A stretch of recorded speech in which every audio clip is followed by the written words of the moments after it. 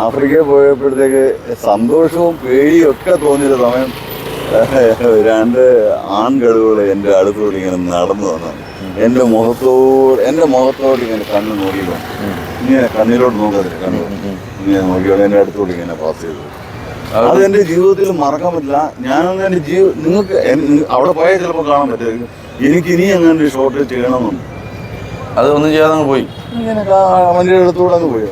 അല്ല, ആ സമയത്ത് നമ്മൾ പേടിച്ചില്ലേ? എൻ്റെ അടുത്ത് എൻ്റെ കൂടെ ഉണ്ടായിരുന്ന ഗൈഡ് പറഞ്ഞു ഒന്നും ചെയ്യണ്ട, അവിടെ തന്നെ ഇരുന്നാൽ മതി, മണി തന്നെ അവിടെ ഇതിലാണ്. അത് അവന് ഇഷ്ടം പോലെ അവിടെ തിന്നാനുള്ള സാധനങ്ങളുണ്ട് അവിടെ. നമ്മളെന്തിനാണ് മാനും കാട്ടുപോത്തും അല്ല വാട്ടർ ബഫലും ഒക്കെ ഉണ്ട്. ആദ്യം പോലെ ജീവികൾ അവിടെ ഉണ്ട്. അവിടെ ഇല്ലാത്തത് കൊണ്ടാണ് ഈ കടുവകൾ ഇവിടെ നാട്ടിൽ പോകുന്നത്. അതെ.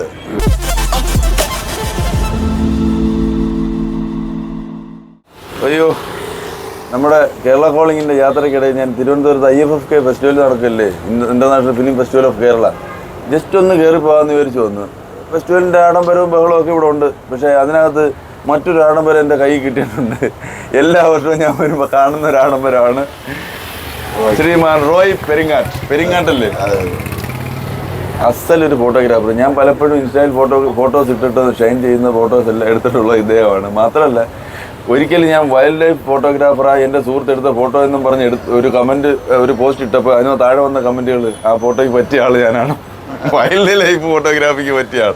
അപ്പോൾ ആ റോയ് അണ്ണൻ്റെ അദ്ദേഹത്തിൻ്റെ വന്യജീവി ഫോട്ടോഗ്രാഫിയിലെ അദ്ദേഹത്തിൻ്റെ അനുഭവങ്ങളൊന്ന് ബാക്കി. അണ്ണാ, ഈ പെരിങ്ങാടെന്ന് പറയുന്ന സ്ഥലം എവിടെയാണ്? പേരങ്ങാടെന്ന് പറഞ്ഞ എൻ്റെ വീട്ടുപേരാണ്. അല്ല, ആക്ച്വലി ചെങ്ങന്നൂരാണ്, പക്ഷേ സെറ്റിൽ തിരുവനന്തപുരത്താണ്. ഫോട്ടോഗ്രാഫിയിലേക്ക് എങ്ങനെ വന്നു? ഫോട്ടോഗ്രാഫി ചെറുപ്പം മുതലേ പാഷനായിരുന്നു. അപ്പം ജോലിയൊക്കെ കഴിഞ്ഞുള്ള സമയങ്ങളിൽ ഫോട്ടോ എടുത്ത് ഇപ്പോൾ ഒരു നല്ല രീതിയിൽ ജോലി ഇതല്ല, ഇതൊരു പാഷനാണ്, ഇപ്പോഴും പാഷനാണ്. ഈ ജോലിയൊക്കെ മാറ്റി വെച്ച് ഇപ്പം ഞാൻ ഫുൾ ടൈം ഒരു 4 കൊല്ലമായിട്ട് വൈൽഡ് ലൈഫിൽ ഇറങ്ങിയൊക്കെയാണ്. വൈൽഡ് ലൈഫ് മാത്രമല്ല, ഇപ്പം ഞാൻ ഇതും കൂടെ ഇറങ്ങിയിട്ടുണ്ട്, സ്ട്രീറ്റ് ഫോട്ടോഗ്രാഫിയും ചെയ്യാൻ, ആസ്ട്രോ ചെയ്യാൻ തുടങ്ങി. വാനം കൂടെ നിരീക്ഷിക്കാൻ തുടങ്ങി. അത്ര ദൂരെ കിട്ടുന്ന നമ്മുടെ ചെറിയ മൊബൈലിൽ വരെ നമുക്ക് ആസ്ട്രോ ചെയ്യാൻ പറ്റും. സൂമല്ല, നമുക്ക് അതിനകത്ത് നമ്മുടെ ഓപ്പണിങ് അത്രയും സാധനങ്ങളുണ്ട്. നമ്മുടെ വൈഡ് ആംഗിൾ ആകുമ്പോഴത്തേക്ക് ലൈറ്റ് പൊല്യൂഷൻ ഇല്ലാതെ, അങ്ങനെ നമുക്ക് ലൈറ്റ് പൊല്യൂഷൻ ഇല്ലാതെ വരുമ്പോഴത്തേക്ക് നല്ല ഫോട്ടോസ് നമുക്ക് മൊബൈൽ വരെ ആസ്ട്രോ ഫോട്ടോഗ്രാഫി എടുക്കാം. ഈ നമ്മുടെ മിൽക്കി വേ ഒക്കെ ഇതിനകത്ത് കിട്ടും, നമ്മൾ ഈ ക്യാമറയ്ക്കകത്ത്. അയ്യോ, അത് ശരി. നമുക്ക് പഠിക്കണം, പക്ഷെ നമ്മൾ ലൈറ്റ് പൊല്യൂഷൻ ഇല്ലാത്ത സ്ഥലത്തേക്ക് പോകണം. അത്ര അത് എങ്ങനെ അങ്ങനെയുള്ള സ്ഥലങ്ങൾ നോക്കിയാൽ ഇപ്പോൾ ഞങ്ങൾ 16-ാം തീയതി പോകുന്നു. എവിടെ? ഞങ്ങൾ തമിഴ്നാട്ടിൽ പോകുന്നു. അവിടെ ലൈറ്റ് പൊല്യൂഷൻ തീരെ കുറവാണ്. അവിടെ എന്നാൽ കൃത്യമായിട്ട് ഒരു മലയുണ്ട്. ആ മലയുടെ മലയിൽ കയറി സെറ്റിങ്സ് ഒക്കെ ചെയ്ത് ക്യാമറയും വെച്ചോണ്ടിരിക്കും.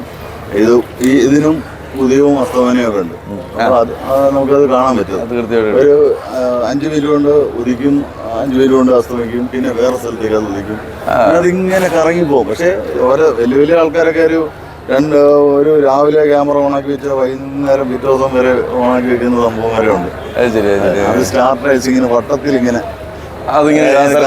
കണ്ടിട്ടില്ലേ, കറക്കം പോലെ. അത് സ്റ്റാറുകൾ മൂവ് ചെയ്യുന്നതുകൊണ്ടാണ് ആ ഒരു വട്ടം ഇങ്ങനെ വരുന്നത്. ഒരു ഫോട്ടോഗ്രാഫിയിൽ കൂടെ ഇതൊക്കെ കാര്യങ്ങൾ ഞാൻ ഈ ഫോട്ടോഗ്രാഫിയിൽ വന്നപ്പോഴാണ് കൂടുതൽ ആൾക്കാരുമായിട്ട് ഇന്ററാക്ട് ചെയ്യാൻ പറ്റിയത്. നല്ല നല്ല സൗഹൃദം കിട്ടിയതിനകത്ത് ഒത്തിരി മീഡിയ പേഴ്സൺസ്, നിങ്ങളെ പോലുള്ള ആക്ടേഴ്സ് ഒക്കെ എനിക്ക് എന്ത് പറഞ്ഞാലേ എല്ലാവരും സ്വന്തം ഫോട്ടോ ഇഷ്ടപ്പെടാത്ത ആളുകളുണ്ടോ? അപ്പോൾ സ്വന്തം ഫോട്ടോ മനോഹരമാക്കി എടുത്തു കൊടുത്താൽ ഇഷ്ടം കൂടും. ഇതിനിടയ്ക്ക് ഞാൻ ഈ വൈൽഡ് ലൈഫ് ഫോട്ടോഗ്രാഫിയിൽ ആദ്യം എടുത്ത ഒരു വൈൽഡ് ലൈഫ് ഫോട്ടോ ഏതാണ്? വൈൽഡ് ലൈഫ് എന്ന് പറയുമ്പോഴത്തേക്ക് നമ്മൾ എപ്പോഴും വൈൽഡായിട്ട് ഇറങ്ങുന്നുണ്ടെങ്കിൽ കിട്ടുന്ന എല്ലാം വൈൽഡ് ലൈഫാണ്. ഇതൊക്കെ അന്ന് നമുക്ക് കുരങ്ങനെ കിട്ടാം, കിളികളെ കിട്ടാം, അതെല്ലാം അതിനകത്തുണ്ട്. ഞാൻ ആദ്യമായിട്ട് എടുത്തു തുടങ്ങുന്നതൊക്കെ ഫ്ലെമിംഗോസാണ്. അത് വിദേശത്താണ്. അപ്പോൾ അത് നമ്മുടെ അടുത്ത് അവൈലബിൾ ആയതുകൊണ്ട് അതിൻ്റെ പടങ്ങൾ എടുത്താണ് തുടങ്ങിയത്. ആക്ച്വലി ചില ഫോട്ടോസെങ്കിലും കഥ പറയുന്ന ചില ഫോട്ടോസ് കാണുമല്ലോ, അങ്ങനെ അത്തരത്തിൽ കഥ പറയുന്നത് എല്ലാ പടത്തിൻ്റെ പുറകിൽ ഒരു സ്റ്റോറി ഉണ്ട്. ഇപ്പൊ ഈയിടെ ഞാൻ തടോവ എന്ന് പറയുന്ന സ്ഥലം മഹാരാഷ്ട്രയിൽ ഞാൻ ടൈഗറിനെ എടുക്കാൻ പലപ്പോഴും ഞാൻ പല സ്ഥലത്ത് പോയിട്ടുണ്ടെങ്കിലും നമുക്ക് പൈസ നഷ്ടമല്ലാതെ നമുക്ക് ഈ ടൈഗറിനെ നേരി കാണാൻ പറ്റും. അതുവഴിയൊക്കെ ഓടി പോകുന്ന കിട്ടും. പക്ഷെ ടൈഗറിനെ ഈ പ്രാവശ്യം ഞങ്ങൾ 6-7 സഫാരി എടുത്തു. ഞങ്ങൾക്ക് ആദ്യത്തെ ഒരു സഫാരിക്ക് ഒരു 20 മിനിറ്റ് ഞങ്ങളുടെ മുമ്പിൽ ചോട്ടി മധു എന്ന് പറയുന്ന ഒരു പെൺകടുവയെ ഞങ്ങളുടെ മുമ്പിൽ ഒരു 1/2 മണിക്കൂർ അങ്ങോട്ടും ഇങ്ങോട്ടും നടന്ന് അത് അങ്ങ് വേറെ പിടിക്കാനായിട്ട് വന്നതാണ്. അതായത് 2 കുഞ്ഞുങ്ങൾ അതിനുണ്ട്. പക്ഷെ ആ കുഞ്ഞുങ്ങളെ ഞാൻ കിട്ടിയില്ല. ഇതിൻ്റെ മുമ്പിൽ കൂടെയുള്ള രാവിലത്തെ 6:55 ഷോട്ട്, സൂര്യകിരണം ആ കാട്ടിലേക്ക് അടിക്കുന്നു. അന്നേരം ഒരു ഫ്രാക്ഷൻ ഓഫ് സെക്കൻഡിൽ ഈ കടുവ ഇങ്ങനെ നോക്കിയിട്ട് ഇങ്ങനെ നാട്ടി. ഈ ഒരു പിക്ചർ എനിക്ക് കിട്ടി. അതെനിക്ക് മറക്കാൻ പറ്റത്തില്ല. അത് ഞാൻ വലിയ ഫ്രെയിമാക്കി വീട്ടിൽ വെച്ചിട്ടുണ്ട്. നിങ്ങൾ ആ സമയത്ത് നിങ്ങൾ എവിടെ ഇരിക്കുന്നു? ഞങ്ങൾ വണ്ടിയിലിരിക്കുകയാണ്. വണ്ടി നമുക്ക് ഈ മഹാരാഷ്ട്രയുടെ ഗവൺമെന്റിന്റെ വണ്ടിയിൽ പോകാൻ പറ്റുള്ളൂ. നമുക്ക് നിലത്തിറങ്ങാൻ പാടില്ല. അവർ വണ്ടിയോടെ ഓഫാക്കി അതിനകത്ത് ടൈഗർ പോകുന്നതിനനുസരിച്ച് ഞങ്ങളുടെ ഡ്രൈവറും ഗൈഡും മുമ്പിലോട്ടോ പുറകിലോട്ടോ ഓടിച്ചോണ്ടിരിക്കും. അവർ നമ്മളെ അറ്റാക്കൊന്നും ചെയ്തു. പക്ഷെ മാനേജർ ടൈഗർ ആണ് അവിടെ ഉള്ളത്. അവിടെ മരിച്ചു പോയാൽ ചിലതോ പിടിച്ചവർക്കൊക്കെ ഒരു അമ്പലവും ഞാൻ കണ്ടു. അങ്ങനെയൊക്കെ ചെയ്തു അവിടെ ഉണ്ട്. ഇപ്പൊ അവസാനത്തെ ഒരു എക്സ്പീരിയൻസ് അതാണ്. ഇതൊരു 2 ആഴ്ച മുമ്പേ ഉള്ള സംഭവം. പൊതുവെ IFFK വേദിയിൽ സ്ഥിരമായിട്ട് കാണാറുണ്ട്. അതുകൊണ്ട് ഇവിടുത്തെ കാഴ്ച, ഇവിടെ ചില വൈൽഡ് ലൈഫ് കാഴ്ചകൾ. വൈൽഡ് ലൈഫ് അല്ല, ആക്ച്വലി പല വേഷം ആൾക്കാരെ കാണാൻ പറ്റും. ഈ കാൻഡിഡ് ഷോട്ടുകളാണ്. സിവിലൈസ്ഡ് ലൈഫാണ്. അതെ, ഇത് അത് ഉർബൻ സ്റ്റൈലുള്ള ജീവിതവും നമ്മൾ പണ്ടൊന്നും ഈ ബൈക്കൊക്കെ കണ്ടിട്ടുണ്ട്. ഇല്ല, പക്ഷേ ഇവിടെ പുതിയൊരു ലൈഫും പുതിയൊരു രീതിയിലുള്ള ജോണറും പുതിയ രീതിയിലുള്ള ആൾക്കാരും ഒന്നും അവൈലബിൾ. നിങ്ങൾ ശ്രദ്ധിച്ചറിയാം, നമ്മുടെ നാട്ടിൽ പണ്ട് കൊച്ചു പിള്ളേർ, ടീനേജ് അല്ലെങ്കിൽ ഇച്ചിരി മുതിർന്നവർ ഇങ്ങനെ നടന്ന ഒരു ചരിത്രമുണ്ട്. ഇവർ പല വേഷക്കാരില്ല ഇവിടെ ഉള്ളത്. അപ്പോൾ നമ്മൾ അത് പണ്ടത്തെയും ഇന്നത്തെയും കമ്പാരിസൺ അത് ഞാൻ ഫോട്ടോ എടുത്ത് വെക്കുന്നു. ഒരു ഡോക്യുമെന്ററി ഷോർട്ട്സ് ആയിട്ട് എടുത്ത് വെക്കുന്നു. എന്തെങ്കിലും പ്രയോജനം ചെയ്തെടുക്കാൻ തീർച്ചയായിട്ടും അതൊരു ഡോക്യുമെന്റ് ആണല്ലോ, അതൊരു രേഖയാണല്ലോ. അല്ല, ഇവിടെ വേറൊരു കാര്യം പറഞ്ഞു കഴിഞ്ഞാൽ ഈ ഫോട്ടോഗ്രാഫിയിലേക്ക് തിരിച്ചു വന്നാൽ നമ്മൾ ഇതിനു വേണ്ടി എത്രയോ സമയങ്ങൾ മെനക്കെട്ട് എത്രയോ ശ്രമങ്ങൾ അതിൻ്റെ പിന്നിലുണ്ട്. ഒരു നല്ല ഫോട്ടോയ്ക്ക് വേണ്ടിയിട്ടുള്ള ആ ശ്രമം ഞാൻ മെനക്കെട്ട് പടങ്ങൾ എടുത്തിട്ടുണ്ട്. ഇല്ല, നല്ല വൈൽഡ് ലൈഫിലൊക്കെ ഞാൻ മെനക്കെട്ട് എടുത്തിട്ടുണ്ട്. ഒരു നഗമോഹൻ ഒരു പാരഡൈസ് ഫ്ലൈ കാച്ചറിന്റെ കുളി എടുക്കാനായിട്ട് അത് വെള്ളത്തിൽ വന്ന് കുളിച്ചിട്ട് പോകും. സ്വർഗവാതിൽ പക്ഷി എന്നതിന് പറഞ്ഞു. അത് വെള്ളത്തിൽ വന്ന് കുളിക്കാൻ പറ്റും. എല്ലാ ദിവസം 5:30 മറ്റേ HMD കളമശ്ശേരിയിലാണ് കുളിക്കാൻ പറ്റുന്നത്. അപ്പം അവിടെ ചെന്ന് ഞങ്ങൾ അവിടെ പുല്ലി പോയി കിടന്ന് എൻ്റെ പടം എടുക്കാനായിട്ട് ഞാൻ പോയി കിടന്നിട്ടുണ്ട്. അത് ഏകദേശം എന്നെ ഒരു 3 മണിക്കൂറോളം അവിടെ കിടന്നു. ആ കുളി 3:30 തൊട്ട് വരുമെന്ന് പറഞ്ഞു. 3:30 തൊട്ട് ഇങ്ങനെ കിടക്കുക. ഏതാനും അത് വന്നപ്പോൾ 5:30 കഴിഞ്ഞു. ഞങ്ങൾ അതിന് മുമ്പേ പോയി അവിടെ ഇരിപ്പുണ്ട്. നമുക്ക് മനസ്സിന് ഒരുപാട് സന്തോഷം നൽകിയ ഒരു ഫോട്ടോ അല്ലെങ്കിൽ ഒരു നിമിഷം ഫോട്ടോഗ്രാഫിയിലേക്ക്. നിമിഷം ഇപ്പോഴേ ഞാൻ ആഫ്രിക്കയിൽ പോയിരുന്നു.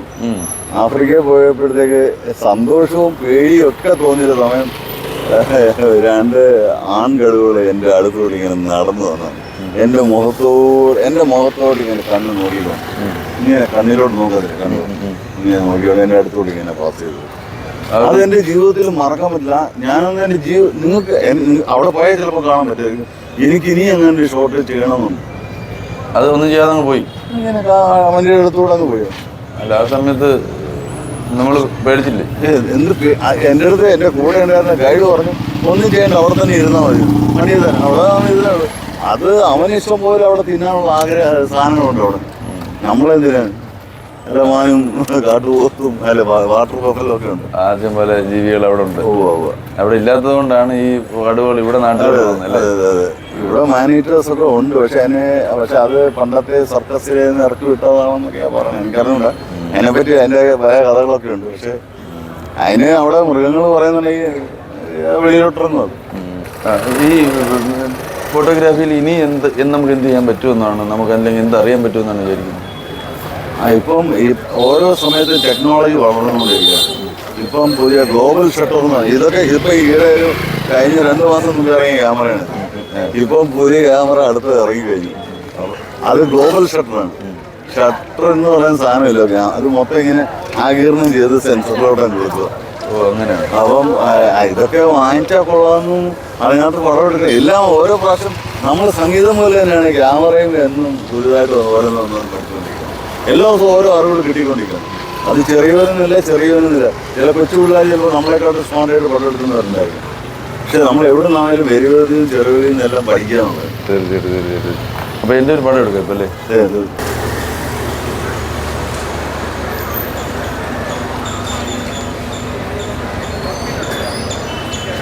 അതെ. ഉടൻ തന്നെ എടുത്ത് അങ്ങനെ എൻ്റെ ഈ കേരള കോളിംഗ് എന്നുള്ള യാത്ര ഫോളോ ചെയ്യുന്ന ആളാണ്, അതെനിക്കറിയാം. അപ്പോൾ ഈ യാത്രയുടെ ഇടയ്ക്കുള്ള സന്തോഷം ഇതൊക്കെയാണ്. നമ്മൾ ഈ കാണുന്ന നമ്മൾക്ക് അറിയാവുന്ന ചില കാര്യങ്ങൾ പ്രേക്ഷകരിലേക്ക് എത്തിക്കാൻ പറ്റുന്ന ചില കാര്യങ്ങൾ അത് എത്തിച്ചു കൊടുക്കുക. ഈ യാത്രയ്ക്കിടയിലും സംഭവിക്കും, യാത്രയിലും സംഭവിക്കും. ഇതിങ്ങനെ തുടർന്നുകൊണ്ടേയിരിക്കുകയാണ്. അപ്പോൾ നമ്മൾ വീണ്ടും കാണും. Thank you. അപ്പോൾ ഇതുപോലെ ഒരുപാട് അണ്ണന്മാർ നമ്മുടെ കൂടെ ഉണ്ട്. എല്ലാവരും നമുക്ക് കാണാം. മാത്രം ഒരുപാട് സ്ഥലങ്ങളുണ്ട്, ഒരുപാട് കാഴ്ചകളുണ്ട്. കൂടെ ഉണ്ടാവണം. നമുക്ക് ഒരുമിച്ച് പോകാം.